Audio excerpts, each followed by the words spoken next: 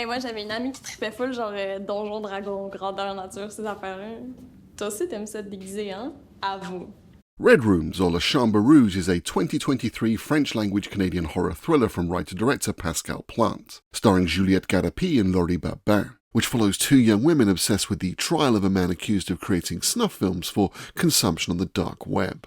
I'm going to assume that anyone watching this video has already seen Red Rooms, and as such I will forego a synopsis. But if you haven't, you should probably do so before watching this video, as not only will almost nothing I say have any meaning to you, but you will be missing out on one of the best films of the last year or so. A haunting and hypnotic 2 hours that asks difficult questions about our relationship with crime media, and with the internet in general, while still having an air of ambiguity, leaving a vacuum begging to be filled by viewer interpretation. Which makes it perfect fodder for one of my rambling videos. And I'm going to be starting almost at the very end, so major spoiler warning for Red Rooms straight from the jump.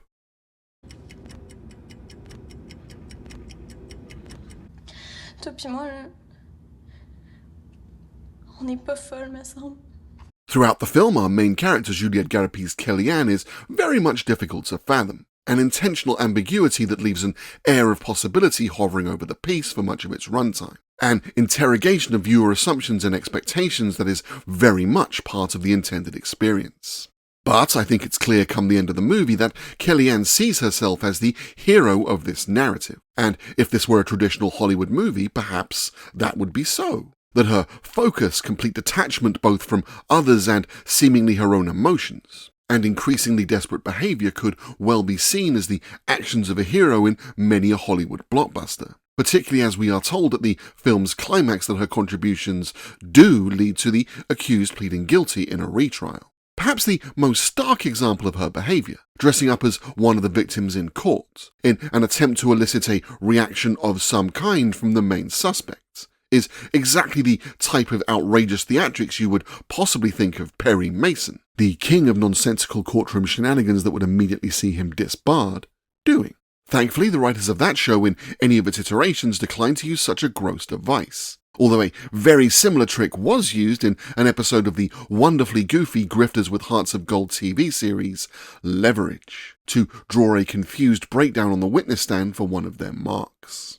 And I think it's clear that what Kellyanne hopes to achieve is to look into the eyes of the accused, Ludwig Chevalier, and confirm to herself that he is indeed guilty. Those eyes matching the ones she has seen in the snuff movies at the core of the film's narrative. The film shows her staring intently at him throughout the trial, likely hoping for precisely this split second of eye contact. And when that moment finally arrives, it is soundtracked by screams, showing us that she has indeed made that mental connection. While this does follow an internal logic for the character of Kellyanne, it isn't quite so meaningful for a viewer, instead puzzling, coming across as an outrageous stunt, completely unnecessary and self-destructive, with a somewhat obscure motivation. After all, she's literally got pictures of him, and she can just look at those. His eyes are right there. He is also, clearly, completely guilty. We are told as much over and over again. There is absolutely no need for her to do any of this. She clearly sees herself as a hammer of justice, but she is bringing her weight to bear on a nail that is already completely sunken into the timber of guilt, without any care for the damage she is causing by bashing away over and over. A full 10 minutes of the opening of the film is given over to showing us that the evidence against Chevalier is overwhelming. It isn't just the eyes or the build, but the fact that the remains were found in his garden, with his fingerprints on them. Videos of the crime were found on his hard drive, to which his defense offered the fantastical and nonsensical counter, maybe he was hacked?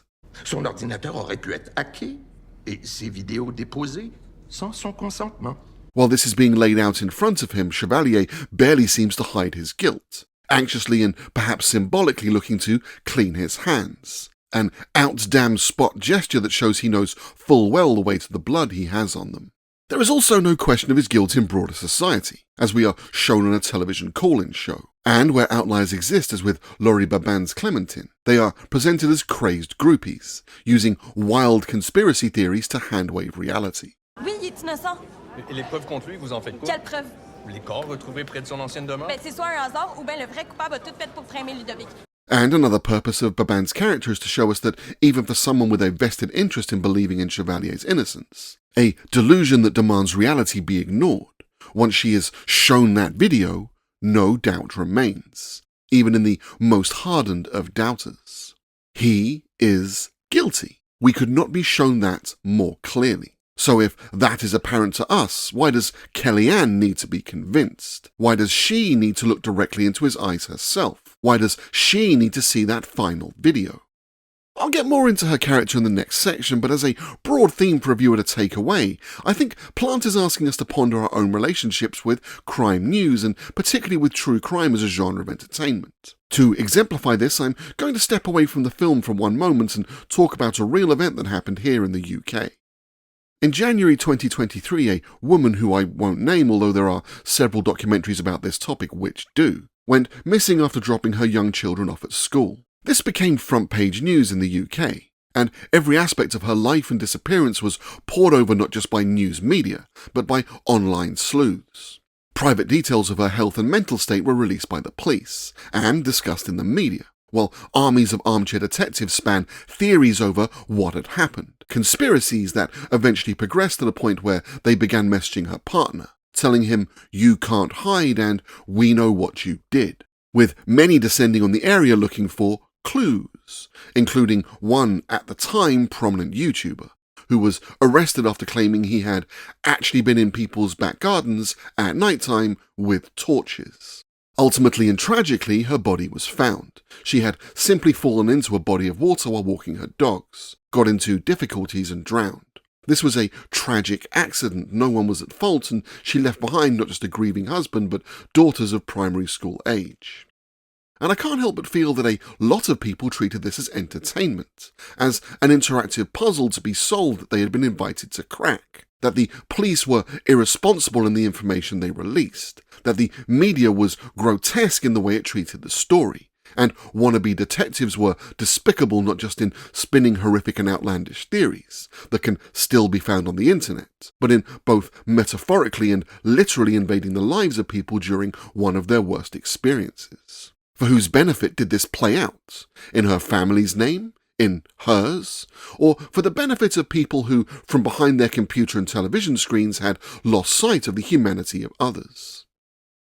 And Kellyanne in Red Rooms, particularly in the outlandish lengths she goes to toward the end of the film, is a repudiation of that mindset. She is someone who sees themselves as the protagonist in a mystery story, who creates an outlandish spectacle in a courtroom so she can convince herself of a guilt that everyone else is already convinced of, without any thought to how much that would upset people still grieving the loss of a loved one, who trashes her whole life with an outrageous stunt, and empties her bank account to find a video that would likely have leaked anyway, then broke into the victim's home and left that video on her mother's nightstand for her to discover, and presumably watch, with no thought to the deep and enduring psychological harm both of those actions would cause. These people's tragedy is little more than a game she plays obsessively, role-playing as the protagonist, while others are non-player characters to be mined or utilized. And perhaps it is enough to see this critique of true crime as entertainment as the moral of the film, but I think we can go a little deeper.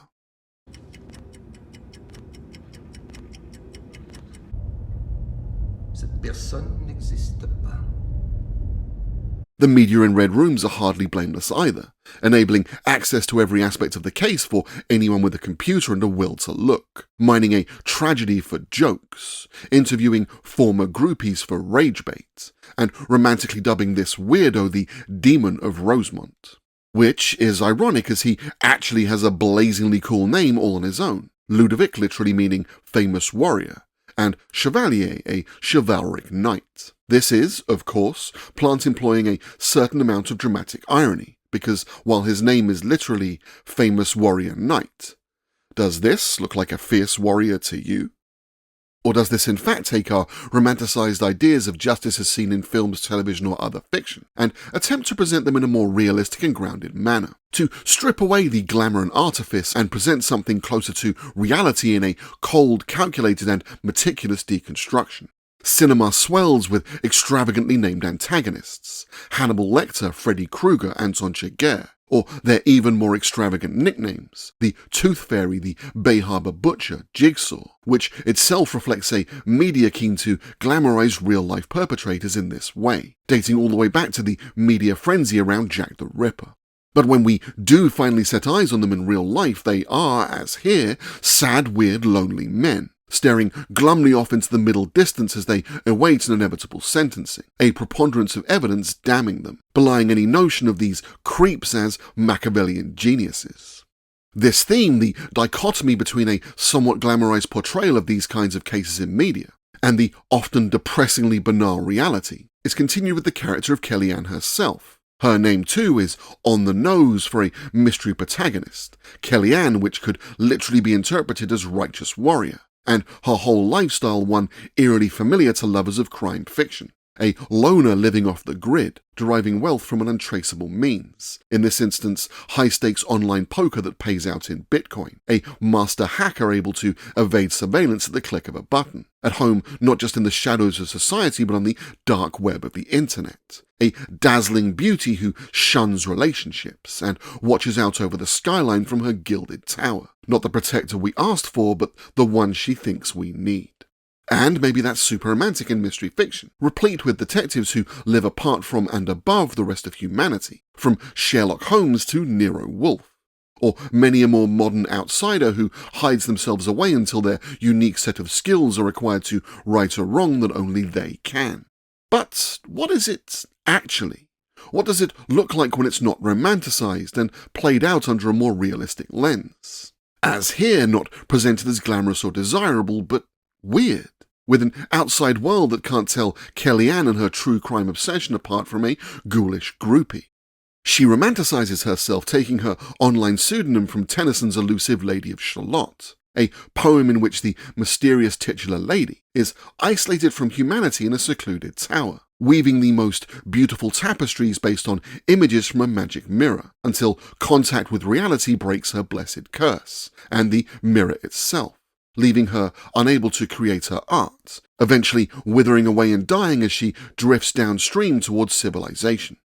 As for why Kellyanne would choose this name, perhaps it's a nod to seeing herself as an amateur sleuth, with a line from the Lady of Shalott being lifted by no less than Agatha Christie for the title of one of her most celebrated mysteries. The mirror cracked from side to side, referencing the magical mirror breaking as the curse keeping the lady alive is broken. Or perhaps she sees much of herself in Tennyson's poem, which is often interpreted as being about the sacrifices made by an artist. The Lady of Shalott's duty to create wondrous arts, meaning that she has to be isolated from the rest of humanity. A detachment similarly necessary for Kellyanne to act as the pure and impartial arbiter of justice she sees herself as. But it is possible there is also a layer of dramatic irony in this name too, as that is not the only way this poem is seen. As others see it as a tragedy about isolation, Tennyson's lady declaring herself half sick of the shadows of reality she has to subsist on, wishing to experience the whole world. And some as reflecting a narcissism of the main character, as she chooses to avoid experiencing reality, preferring the shadows shown by the mirror. And both of these could equally be true of Kellyanne, the film's Lady of Shalott. Just as the protagonist of Tennyson's poem only witnesses shadows of reality, Kellyanne too only sees warped reflections. Everything in her life is filtered through the prism of her twin computer screens, enabling and creating a cold detachment. She plays squash on her own, batting the ball furiously to herself, a game for 2 million outlet for 1. She is so isolated from humanity that she has completely dehumanized everyone around her, failing to understand that there are consequences to her actions, that anyone beside herself has agency, that she is more than a viewer, and others are more than non-player characters existing to be bled dry until she reaches her wind state. Tu prends ton temps, tu es patiente, puis tu les saignes à blanc. Moi, c'est ça mon trip, là, les voir toutes perdre. Shit. The evil. These are not people to her, but pieces in a puzzle, to be spun and spun like a Rubik's Cube until she is satisfied that all of the sides match. And there is tragedy in that too, in her obsession, in her isolation, in her lack of ability to connect with others, channeled into making herself someone important in her own eyes, attempting to manifest herself into being something that, while Chevalier's defense says is necessary, is really not. Non, ça en prendrait un ou une seule qui viendrait dire avec l'absolue certitude que c'est lui qui l'a commis. En l'occurrence, nous n'avons pas ce témoin-là. She exists primarily in a digital world, where everything she sees is directly aimed at her, and that mindset spills out into a physical reality that she barely interacts with at all. It is impossible for her to believe that anything said or done is for the benefit of anyone but her, not just taking a defense lawyer grasping at straws at his word, but seeing herself as the main character to the extent that even dull supplementary evidence in the trial becomes foreshadowing. A mention that those using sites on the dark web are usually being traced by police investigators, seeming to manifest into that becoming reality. Or maybe that's simply her interpretation, as fleeting glances at the weird groupie at the back of the courtroom become fantasies where they are closing in on her. Either way, that's a natural extension of being the main character in a movie of your own invention, thinking the world is centered entirely around you, a mindset that is not just egocentric, but paranoid. These computer screens she sees the world through are, as with the Lady of Shalott from Tennyson's poem, both windows and mirrors. They show us the world, but only through the prism we wish to see, reflections of our interests and desires, contorted through algorithms that seek to draw us deeper into their rabbit holes and prolong our engagement. And do we become mirrors ourselves, when so much of our existence is filtered through the prism of cold calculating machines void of humanity? Are we ourselves in danger of becoming that in turn? Could this perhaps be true of Kellyanne, a focus that is dispassionate and robotic, unable to engage with or empathize with humanity? Others merely a series of puzzles to be cracked under her cold, impassive logical gaze, a reflection of her isolation, and a world seen solely through these windows and mirrors. If she leaves a footprint at all once she is gone, what name would more remember her as? Her given name or her online alias? And if it's the latter, maybe that's who she truly is. The Lady of Shalott may be a fiction, but does Kellyanne truly exist at all? Or is the fiction all there is? Was Clementine a bug that got into Kellyanne's system, causing the whole thing to crash? Or the equivalent to the Lady of Shalott's Lancelot, the distraction that led to the breaking of her curse and her ultimate demise? And is there functionally a difference? But it is telling that the only person who could see Kellyanne as a kindred spirit in the first place is someone similarly removed from reality and searching for meaning, and also seemingly only capable of looking in all the wrong places. Far from being the hero she is in her own mind, the question for the viewer is whether we see Kellyanne as a monstrous or tragic figure, or perhaps a mixture of both, and the film leaves us with those questions, as her ultimate fate lies beyond our view. In the film's closing shot, we look out over the skyline that was the backdrop to Kellyanne's life, and the image degrades just as Kellyanne's computer screens did as they were wiped, a computer that was as much her window to the world as the glass and metal we gaze through. You could look at this as Plante highlighting the film's own artifice, that while this has been a naturalistic deconstruction, it does not have to be your reality. Or you may see this as indicative of the blurred reality of Kellyanne herself, showing us that she never truly saw reality at all from her tower high above the city. Or perhaps it is more hopeful, yet another allusion to Tennyson's poem, that this is Kellyanne's mirror cracking from side to side, as the Lady of Shalott's did when reality broke her curse. Maybe, as in the poem, the Lady of Shalott had to die, an enigma to be discovered downstream. But here maybe it's an opportunity for life for Kellyanne, outside of the lonely tower in which she had caged herself, no longer seeing the world solely through a magic mirror that can only show her distortions, but truly engaged with those around her, with a reality that may not be as easy to control but offers far more reward than any pristine isolation. Maybe her curse has finally been lifted, that this self-destructive catastrophe offers an opportunity. Maybe, whether she deserves it or not, she has a second chance to engage with reality as it is, not warped by twin windows that deliver only dark shadows of humanity. Thank you very much for watching. I appreciate if you listen to this, as it means you've made it all the way to the end. If you saw Red Rooms differently to me, or just have any other feedback, don't be scared to leave a comment below. I try to respond to all the comments I get, because I'm nice like that, I guess. Don't forget you can like and subscribe and all that nice stuff. It really helps the channel. Check out my other videos if you liked what you saw here, and hopefully I'll see you next time.